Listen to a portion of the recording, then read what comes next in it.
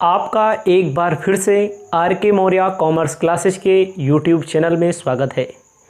आज के इस वीडियो के माध्यम से आपको बताएंगे हायर परचेज सिस्टम का 5वां नंबर प्रश्न। यदि आप हमारे यूट्यूब चैनल पर पहली बार आए हैं, चैनल को सब्सक्राइब कर लें। यदि आप पूरी की पूरी फाइनेंशियल अकाउंटिंग या बीकॉम के कोई भी सब्जेक्ट न्यूमेरिकल या थ्योरिकल पूरा का पूरा पढ़ना चाहते हैं, आप इसी नंबर पर आप हमसे संपर्क कर सकते हैं। देखिए, जो पेड क्लास देते हैं उसमें हम सीरियल वाइज सीरियल क्वेश्चन देते हैं। जैसे 5वां क्वेश्चन है, इसके पहले के सभी क्वेश्चन देंगे, इसके बाद के सभी क्वेश्चन देंगे जो आपके एग्ज़ाम में आ सकते हैं। तो अगर ज़रूरत है आपको अच्छे से पढ़ाई करने की, एक बार ज़रूर ज्वाइन कीजिए। शुरुआत करने जा रहे हैं 5वां प्रश्न कैसे सॉल्व किया जाएगा। कह रहा है 1 अप्रैल 2011 को BS कोल कंपनी किराया क्रय पद्धति पर 2 वैगनों को खरीदती है, प्राप्त करती है मतलब खरीदती है। कंपनी का नाम है BS coal company. BS coal company जो है 2 वैगन खरीदती है। ध्यान दीजिएगा, वैगन संपत्ति का नाम है, ठीक है। वैगनों की रोकड़ कीमत 1150 रुपया, यानी कि वैगन की रोकड़ कीमत जो कैश प्राइस है, नगद खरीदेंगे दोनों को तो 1150 रुपये में मिल जाएगा। कह रहा है 150 रुपया तुरंत भुगतान किया। तुरंत जो भुगतान कर रहा है CDP कैश डाउन पेमेंट 150 रुपया। कह रहा है शेष 1150 में 150 भुगतान कर देंगे तो शेष कितना बचेगा, 1000। जो शेष बच रहा है, शेष के लिए कह रहा है 200 रुपये की किस्त है प्लस ब्याज है, तो 1000 ध्यान दीजिए, CDP माइनस कर देंगे 150, कितना बचेगा 1000। इस 1000 को भुगतान करना है किस्तों में। कितने रुपए की किस्त है, एक किस्त 200 रुपये की है। तो कितनी किस्तें बनेंगी, 1000 में 200 से भाग दे देंगे तो 5 किस्त बनेंगी। ध्यान दीजिएगा, कह रहे हैं नकद मूल्य 1150, नकद मूल्य हमने लिख लिया। CDP कैश डाउन पेमेंट, जब संपत्ति को खरीदा जाएगा तो 150 रुपया दे दिया जाएगा। 150 माइनस कर लेंगे तो 1000 बचा। 1000 के लिए कह रहा है 200 रुपये की 5 किस्तें, 1000 में 200 से भाग दे दो तो कितना किस्त बनेगी, 5 साल में भुगतान करना है। उसके साथ 5% ब्याज की दर कह रहा है, ठीक है। BS कोल कंपनी 10% प्रतिवर्ष ह्रास लगाती है। कंपनी की पुस्तकों में आवश्यक खाता बनाइए, गणना निकटतम रुपयों में कीजिए। अगर कोई दशमलव में आ रहा है तो उसको रुपया मान लीजिए, निकटतम रुपया मान लीजिए। एकदम आसान है। सबसे पहले हम चेक करते हैं किस्तों में ब्याज शामिल है कि नहीं शामिल है। कैश प्राइस बोल रहा है 1150। किस्त का सिस्टम क्या बोल रहा है, CDP 150, 200 रुपये की 5 समान किस्तें हो जाएंगी 1150। ध्यान दो, दोनों में कोई अंतर दिख रहा है। जब दोनों में कोई अंतर नहीं दिख रहा है तो इसका मतलब किस्तों में ब्याज नहीं शामिल है। फिर से समझ लो, कैश प्राइस क्वेश्चन में दिया 1150, कह रहे हैं तुरंत 150 देंगे, बाकी 200 रुपये की 5 किस्त हमने निकाल दिया है। 5 किस्त मतलब जो 1000 बचा है उसकी 200 रुपये की एक किस्त देंगे तो 1000 को 5 बार में दिया जाएगा, 200 करके, तो 5 किस्त बनेगी। इन दोनों में कोई अंतर अगर ना हो तो किस्तों में ब्याज की राशि शामिल नहीं है। इसके पहले भी यही क्वेश्चन हमने बताया है, किस्तों में ब्याज की राशि जब शामिल ना हो। आपको ध्यान देना है, हम लोग कैलकुलेशन ऑफ इंटरेस्ट करते हैं एनालिटिकल टेबल से। डेट में डेट लिखेंगे 2011 अप्रैल 1 को संपत्ति खरीदी जा रही है। 2011 अप्रैल 1 को संपत्ति खरीदी जा रही है। तो हमने कहा कैश वैल्यू भी होता है, कैश प्राइस भी होता है, इसको भी ध्यान देना है।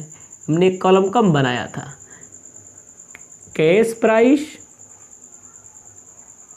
कैश वैल्यू, कोई दिक्कत नहीं है। हम आपको बताने जा रहे हैं कैश प्राइस में वही 1150 नकद मूल्य लिखा जाएगा। कैश प्राइस में हमने कैश प्राइस लिखते हैं। हमने कहा है जब किस्तों में ब्याज की राशि ना शामिल हो तो बाएं पक्ष से लेकर के दाएं पक्ष की ओर चलते हैं। किस्तों में ब्याज नहीं शामिल है तो तुरंत कितना पैसा दे दिया, 150 रुपया दे दिया। कैश वैल्यू का मतलब 150 जिसमें ब्याज ना शामिल हो, तुरंत के पैसे पर कोई ब्याज नहीं लगेगा, 150 लिख दिया जाएगा।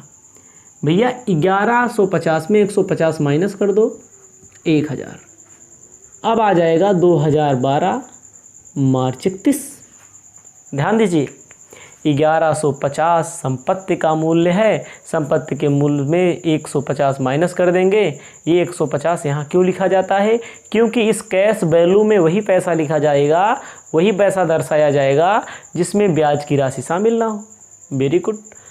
अब वही किस्त में एक तरह से जो CDP दिया जाता है, गाड़ी खरीदते समय, वैगन खरीदते समय, संपत्तियों को खरीदते समय जो पैसा दिया जाता है वह हमारा CDP है, कैश डाउन पेमेंट है, उसको माइनस कर दिया। भैया 1 तारीख को खरीदा तो 1 वर्ष कब बीतेगा? 1 वर्ष बीतेगा 31 मार्च 2012 को। किस्त कितने की बन रही है? एक किस्त 200 रुपये की। इस कैश वैल्यू में किस्त का पैसा नहीं लिखा जाता है। बकाया कितना था 1 साल तक?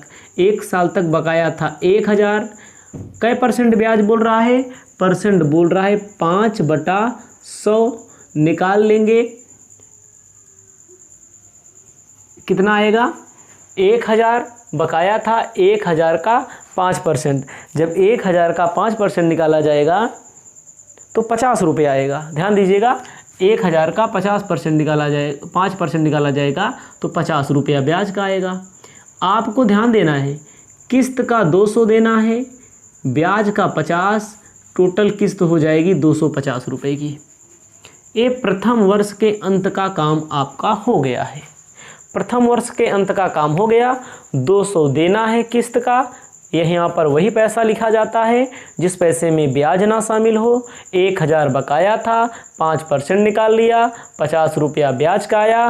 किस्त का 200, ब्याज का 50, किस्तों में ब्याज की राशि शामिल नहीं है, यानी कि 250 रुपये की किस्त होगी। अब 1 साल अब कब बीतेगा? 2013 को मार्च 31। 1000 में 200 माइनस कर दो, 800 आएगा। 1000 में 200 माइनस कर देंगे तो क्या आएगा? 800 आएगा। अब की वाली किस्त कितने की है? 200 रुपये की फिर किस्त है, यहाँ पर भी 200 रुपया लिखा जाएगा। अगले साल कितना बकाया था? 200 दे दिया था तो कितना बकाया था? 800। 800 का 5/100 कर देंगे, 8 पंचे 40। 200 की किस्त, 40 रुपया ब्याज, 240 रुपये। 200 रुपया मेन किस्त का पैसा है, कैश का पैसा है। 40 रुपया ब्याज, किस्त बनेगी कितने की? 240 की। अगला है 2014 मार्च 31। अब कब आएगा? 2014 मार्च 31। 800 था, 800 में 200 फिर दे दिया, कितना बचा भैया? 600 बचा। अब फिर 2014 को 200 दिया जाएगा। कैश वैल्यू में वही पैसा जितने की किस्त हो जिसमें ब्याज ना शामिल हो। जब शामिल रहता था तो घटाते थे हम लोग यहाँ पर, ठीक है। बकाया था पूरे साल तक 600 रुपया, तीसरे साल के अंत में 6 गुणे 5/100, 6 पंचे 30 रुपया ब्याज का होगा, 200 किस्त का, 30 रुपया ब्याज का, किस्त टोटल हो जाएगी 230 रुपये की।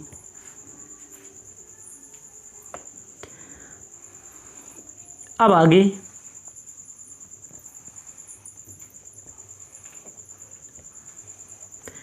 आगे आएगा 2015 मार्च 31।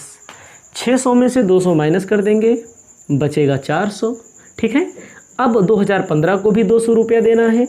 यहाँ पर वही पैसा लिखा जाता है, जो यहाँ लिखा जाता है वही पैसा यहाँ लिखते हैं हम लोग, ठीक है। इस 400 1 साल तक बकाया था, 5/100 निकाल देंगे, 5 चौक 20 रुपया ब्याज आएगा, 200 किस्त का, 20 ब्याज का, 220 रुपया टोटल हो जाएगा। किस्त टोटल कितने की हो जाएगी? 220 रुपये की हो जाएगी। अब आपको आगे देखना है, माइनस कर लेंगे, बचेगा 200। 2016 मार्च 31 को 200 किस्त का देना है। अब यही 200 बकाया था, 200 किस्त का देना है, यही 200 यहाँ लिखा जाता है। देखो बराबर हो जाएगा, जीरो हो जाएगा सर, जीरो हो जाएगा। ये 200 एक साल तक, लास्ट साल तक बकाया था। 200 का 5/100 10 रुपया आएगा। 200 प्लस 10 210 रुपया किस्त हो जाएगी।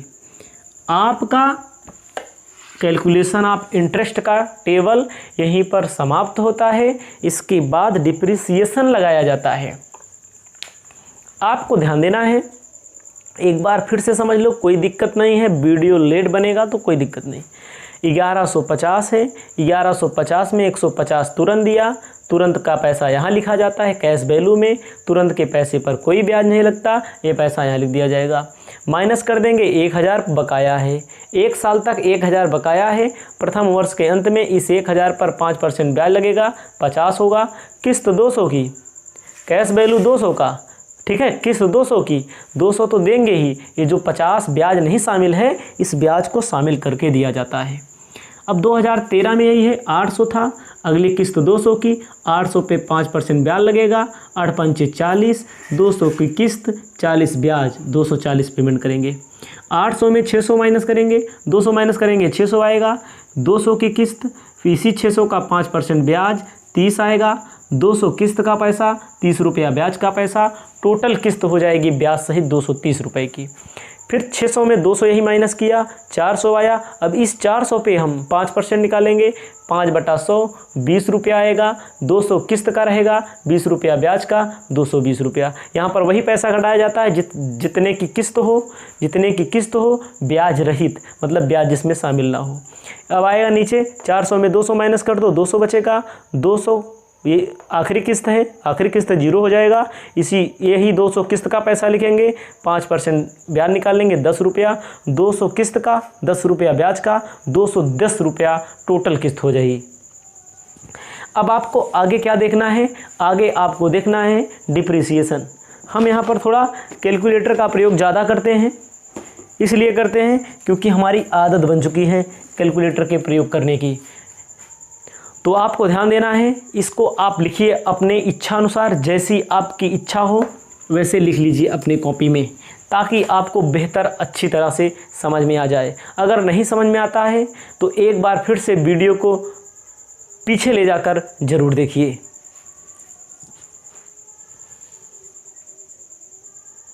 आपको अब आगे देखना है, कह रहा है BS कोल कंपनी जो है 10% प्रतिवर्ष ह्रास लगाती है। ह्रास की विधि नहीं बोल रहा है, जब ह्रास की कोई विधि ना बोले तो संपत्तियों पर जो ह्रास लगाया जाता है क्रमागत ह्रास लगाया जाता है। क्रमागत कैसे होता है? देखो 1150 का था, 10% बोल रहा है ना, इसी 1150 का 10% माइनस कर देंगे। 1150 का 115 आएगा। 1150 का 10% 115 आएगा। 1035 की बची। अब 1035 की संपत्ति अगले साल ले जाएंगे, इस पर 10% ह्रास लगेगा। इस पर 10% जो ह्रास लगेगा 103 रुपया 50 पैसा होगा। 103 रुपया 50 पैसा होगा। जब 103 रुपया 50 पैसा होगा तो इसको मान लो 104 रुपया। देखो इसी का 10% डिप्रिसिएशन घटा रहे हैं, इसी का 10%, इसी का 10% आपको समझाने के लिए लिख दे रहे हैं। माइनस 104 रुपया लिख देंगे।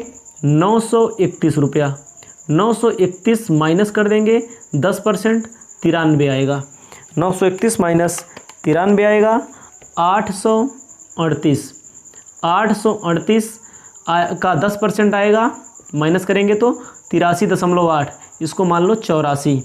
838 माइनस 84, 754, 754 का 10% माइनस कर देंगे, 54 75 आएगा। 75 माइनस कर दीजिए,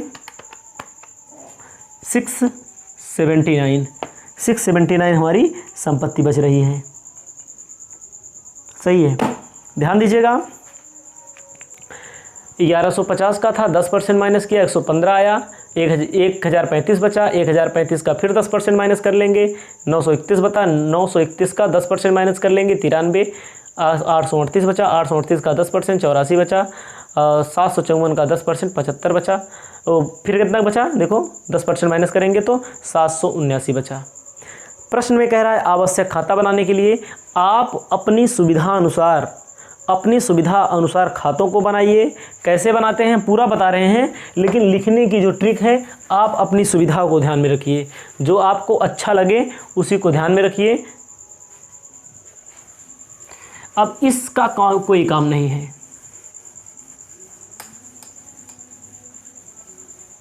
हमने आपको बताया है एक खाता, आवश्यक खातों में परचेजर के यहाँ, क्रेता के यहाँ 4 खाते बनते हैं। पहला खाता होता है हायर वेंडर का अकाउंट, दूसरा होता है मशीनरी यानी संपत्ति का अकाउंट, तीसरा जो अकाउंट होता है हमारा, तीसरा होता है डिप्रिसिएशन या इंटरेस्ट। 4 अकाउंट होते हैं। तो पहले हम लोग क्या बना लें, पहले सबसे कठिन जो माना जाता है वो होता है हायर वेंडर्स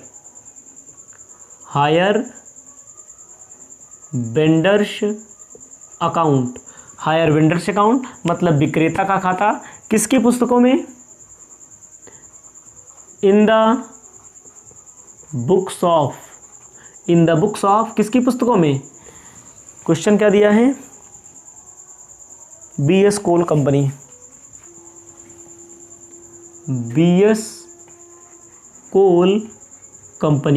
ध्यान दीजिएगा, क्रेता के यहाँ BS कोल कंपनी कौन है, खरीदने वाला, खरीदने वाले के यहाँ बेचने वाले का बनेगा, बेचने वाले के यहाँ खरीदने वाले का, उल्टा बनता है।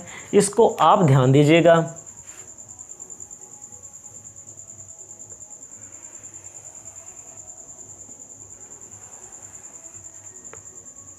कॉलम आपको बना लेना है डेट पार्टिकुलर अमाउंट।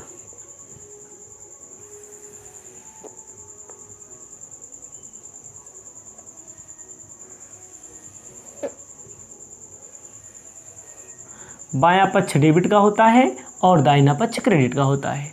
पहला डेट का अकाउंट है, कॉलम है, दूसरा पार्टिकुलर का है, तीसरा अमाउंट का है, चौथा डेट का है, पार्टिकुलर का है, अमाउंट का है। ध्यान दीजिए, हायर वेंडर अकाउंट बनता कैसे है। एंट्री होती है क्रेता के यहाँ जब संपत्ति को खरीदा जाता है, assets account debit to hire vendor. Hire vendor credit में होता है, तो हमें याद रखना है। तो बाई क्या लिखा जाता है, कब खरीदी गई है, 2011। जब खरीदी जाए संपत्ति तो यहाँ लिखा जाता है बाई एसेट्स अकाउंट। कितने की संपत्ति खरीदी गई, 1150 की। नकद मूल्य दिखा देते हैं। तुरंत कितना पैसा दिया, 2011 अप्रैल 1, तुरंत पैसा दिया जा रहा है 150 रुपये का। भैया जितने का खरीदते हैं संपत्ति हायर वेंडर से, बाई एसेट्स लिखना है 1150। कैसे लिखते हैं भी जान लीजिए, ऐसे अंदाज के थोड़ी लिखते हैं। एंट्री हमारी होती है assets account debit to hire vendor. Hire vendor credit में है तो क्रेडिट लिखेंगे, लेकिन डेबिट वाले का नाम। 1150 की संपत्ति खरीदा, तुरंत कितना पैसा दे दिया इन्होंने बैंक के थ्रू, 150 दे दिया। एसेट्स का नाम बैगन्स है, इसको ध्यान दीजिएगा, बैगन्स अकाउंट बनेगा। 1 वर्ष बीतेगा, कब बीतेगा, 2012 मार्च 31 को 1 वर्ष बीतेगा, लिखा जाएगा बाई इंटरेस्ट अकाउंट। कब बीतेगा, बाई इंटरेस्ट अकाउंट। 1 वर्ष बीतेगा तो कंपनी इस पर लेगी, पहले ब्याज लगाएगी, ब्याज देना है, 20 रुपया ब्याज देना है। 2012 मार्च 31 को बैंक के थ्रू 200 किस्त का पैसा, 50 ब्याज का पैसा, टोटल 250 दे दिया जाएगा। दोनों पक्षों को कर देंगे बराबर, 1170 क्रेडिट में 1170 आ रहा है, डेबिट में होना चाहिए मार्च 31 टू बैलेंस CD। 1170 में क्या माइनस किया जाएगा, नहीं, पहले साल जो ब्याज लगा है 50 रुपये का, सॉरी पहले साल जो ब्याज लगा है 50 रुपये का, इसको ध्यान दीजिएगा। यहाँ पर कितना हो जाएगा 1200। पहले साल संपत्ति खरीदा 1150 रुपये की, तुरंत 150 दिया, फिर ब्याज लगा कितना, पहले साल 50 रुपये का ब्याज लगा है। किस्त कितने की दी जाएगी, 200 किस्त का पैसा, 50 ब्याज का पैसा, टोटल किस्त कितने की होगी 250 की। दोनों पक्षों को बराबर करेंगे, 1200 क्रेडिट में है, 1200 डेबिट में आना चाहिए। अंतर कितने का आएगा, यही अंतर निकल के आता है, जोड़ लीजिए, चाहे अंतर निकल के आ जाएगा। 1200 में से 400 माइनस कर दीजिए। अब देखिए ये हमारा 2011-12 का हो गया। अब यहाँ पर 2012 हमारा आएगा अप्रैल 1, by balance brought down 800, by balance brought down 800। 2013 होगा, ध्यान दीजिएगा हमेशा। 2013 को मार्च 31 को ब्याज लगेगा, बाई इंटरेस्ट अकाउंट ब्याज कितना लगा 40 रुपया। मार्च 31 2013 को बैंक के थ्रू कितना पैसा दे दिया जाएगा, बैंक के थ्रू 200 किस्त का पैसा दिया जाएगा, और दूसरे वर्ष का ब्याज कितना है 40 रुपया। देखो 40 रुपया है ब्याज, 40 रुपया ब्याज है ना भाई। बकाया था 800, ब्याज लगा 40, देंगे 200 किस्त का पैसा, 40 ब्याज का पैसा, 240। दोनों पक्षों को कर देंगे बराबर, 840 क्रेडिट में, 840 डेबिट में। मार्च 31 को निकाल लिया जाएगा, to balance carried down, minus कर देंगे तो यहाँ पर आ जाएगा 600। फिर आगे देखते हैं, मार्च 31 2013 को हो रहा है सब। अब 2013 अप्रैल 1 नए मंथ में, बाई बैलेंस ब्रॉट डाउन 600। मार्च 31 2014 को बाई इंटरेस्ट लगेगा, इंटरेस्ट लगेगा हमारा कितना 30 रुपया, अगले साल ब्याज 30 रुपया। 2014 मार्च 31 को टू बैंक के थ्रू 200 किस्त का पैसा, 30 रुपया ब्याज का पैसा, 230 रुपया, 230 लिखा जाएगा। इसको आप समझ सकते हैं, ऐसे ही बनता चला जाता है। 630 हो जाएगा, यहाँ पर भी 630 होना चाहिए। मार्च 31 को टू बैलेंस कैरिड डाउन कितना हो जाएगा 400। 2014 आएगा अप्रैल 1, बाई बैलेंस ब्रॉट डाउन कितना आएगा 400। फिर मार्च 2015 मार्च 31 को ब्याज लगेगा 20 रुपये का। 2014-15 मार्च 31 को बैंक के थ्रू पैसा जाएगा, 200 ब्याज का, 200 किस्त का, 20 रुपया ब्याज का, 220।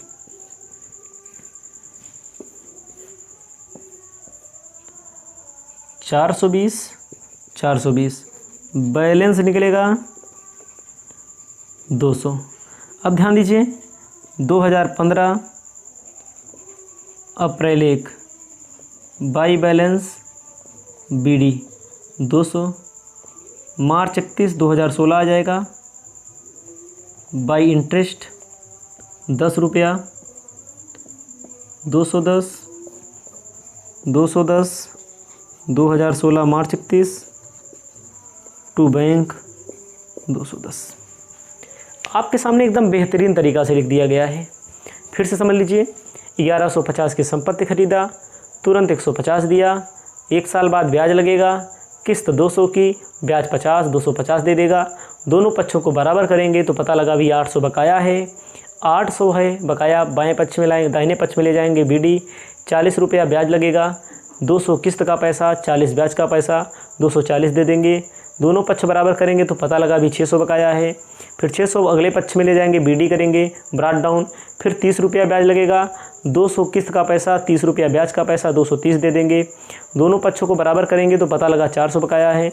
400 अगले पक्ष में ले जाएंगे, 20 रुपया ब्याज लगेगा। अगला किस्त 200 की, 20 रुपया ब्याज, 220 की बन जाएगी। दोनों पक्षों को बराबर कर देंगे, पता लगा 200 बकाया है। अगला जाएगा बीडी 210 रुपया ब्याज लगेगा, 210 की किस्त चली जाएगी। 2016 मार्च 31 तक ये सब एंट्रियाँ होंगी। इतना जब आप लिख लेंगे, वीडियो को रोक दीजिएगा, उसके बाद हम आपको बताएंगे।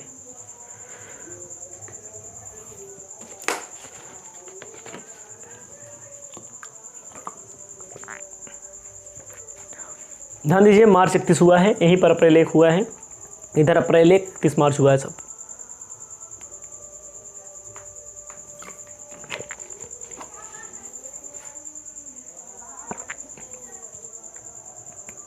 अब हम बना सकते हैं एसेट्स का खाता बना सकते हैं, मतलब बैगन्स का खाता बना सकते हैं। बैगन्स अकाउंट, अमाउंट का कॉलम बनेगा, पार्टिकुलर का कॉलम बनेगा, डेट का कॉलम बना देंगे, अमाउंट है, पार्टिकुलर है, डेबिट होता है बायां पक्ष और दाहिना पक्ष क्रेडिट का होता है। आपको इस बात का ध्यान रखना है, बैगन्स अकाउंट में क्या करना है। बैगन्स अकाउंट में करना है, यानी कि बैगन खरीदी गई है, इसमें आपको ध्यान देना है। बैगन्स अकाउंट में एंट्री होती है, बैगन्स account debit to hire vendor. बैगन्स बन रहा है, डेबिट में होगा, एसेट्स डेबिट में होगा। भाई जब संपत्ति को खरीदा जाता है तो एसेट्स आती है, आने वाली संपत्तियां डेबिट टू किससे खरीदी गई, उधार खरीदी गई हायर वेंडर से। तो यहाँ पर किसका नाम लिखा जाएगा, बैगन से, तो बैंगर का नाम लिखा नहीं जा सकता। हायर वेंडर का नाम क्या है, हायर वेंडर का नाम नहीं दिया है। 2011 अप्रैल 1 टू हायर वेंडर, कितने की संपत्ति है, 1150 की है। ध्यान दीजिएगा 1150 की है। 1 अप्रैल 2011 को 1150 की संपत्ति खरीदी गई। एक साल बीतेगा 2012 मार्च 31, एक साल बीतेगा 2012 मार्च 31। लगाया गया डिप्रिसिएशन 115 रुपये का, यही डिप्रिसिएशन देख के लगा लो। क्रेडिट में बाई का प्रयोग करते हैं, डेबिट में टू का प्रयोग करते हैं। बाई डिप्रिसिएशन 115 रुपये का, दोनों पक्षों को कर लो बराबर। 1150 मार्च 31 बाई बैलेंस कैरिड डाउन 1035। देखो 1150 की संपत्ति खरीदी गई है, साल भर यूज़ करेंगे, डिप्रिसिएशन लगेगा, कितने बचा, दोनों पक्ष बराबर किया तो 1035। देखो 1035 निकला है। अब अगले साल जाएगा, ये देखो मार्च 31 हो गया, 2012 अप्रैल 1 आ जाएगा। To balance BD 1035, 2013 March 31 by depreciation account 104 रुपया डिप्रिसिएशन लगा। दोनों पक्षों को बराबर कर देंगे, 1035 क्रेडिट में, 1035 डेबिट में, दोनों पक्ष बराबर करेंगे तो मार्च 31 को हमें पता लगेगा बाई बैलेंस कैरिड डाउन कितने का हो रहा है, 931 का। अब आ जाएगा 2013 अप्रैल 1 टू बैलेंस ब्रॉट डाउन 931। अब 2014 मार्च 31 को बाई डिप्रिसिएशन, डिप्रिसिएशन कितना लगेगा, 93 रुपये का। दोनों पक्षों को बराबर कर लेंगे, 931 बाई बैलेंस CD। देखो 931 में 93 माइनस कर दो, कितना आया है, 838। 2014 अप्रैल 1 टू बैलेंस ब्रॉट डाउन 838। 2015 को डिप्रिसिएशन लगेगा, 2015 मार्च 31 को बाई डिप्रिसिएशन लगेगा, कितने का लग रहा है, 84 रुपये का। थोड़ा नीचे जा रहा है, कोई दिक्कत नहीं है, आपको ऐसे करना है, आप इतना समझ गए होंगे। 838 by balance CD, by balance CD कितने की बच रही है, देखो 754 की। लाएंगे डेबिट में, 2015 अप्रैल 1 टू बैलेंस BD 754। क्रेडिट में क्या करेंगे, 2016 मार्च 31 को बाई डिप्रिसिएशन लगेगा 75 रुपये का, बाई बैलेंस CD कितने का आ जाएगा 679, 754।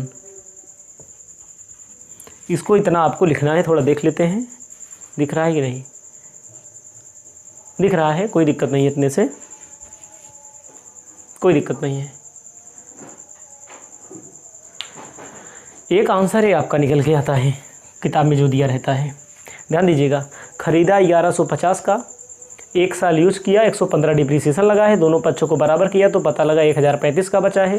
फिर लाएंगे बीडी में, अगले साल ले जाएंगे, फिर 1 साल का यूज़ करेंगे तो 10%, इसी का 10% 104 रुपया निकाला है। देखो ये निकाल लिया है, दोनों पक्षों को बराबर करेंगे तो 931 रुपया बाएँ पक्ष में लाएंगे। फिर डिप्रिसिएशन लगा 93 रुपया, दोनों पक्षों को बराबर कर देंगे 838। फिर डिप्रिसिएशन लगेगा 84 रुपये का, हर साल निकाला गया है, दोनों पक्षों को बराबर करते चले जाइए। इतना ही होता है वेजेज अकाउंट, वो मतलब कि बैगन्स अकाउंट, बैगन्स होना चाहिए, बैगन्स, वेजेस लिखा हमने, बैगन्स अकाउंट। अब आपको क्या देना है, एंट्री नरेशन होता है, क्या बोलते हैं, डिप्रिसिएशन का पैसा होता है, डिप्रिसिएशन के पैसे को पीएल में ट्रांसफ़र कर दो। डिप्रिसिएशन अकाउंट कैसे बनता है इसको ध्यान देना है। जो डिप्रिसिएशन अकाउंट बनता है depreciation account, date particular amount.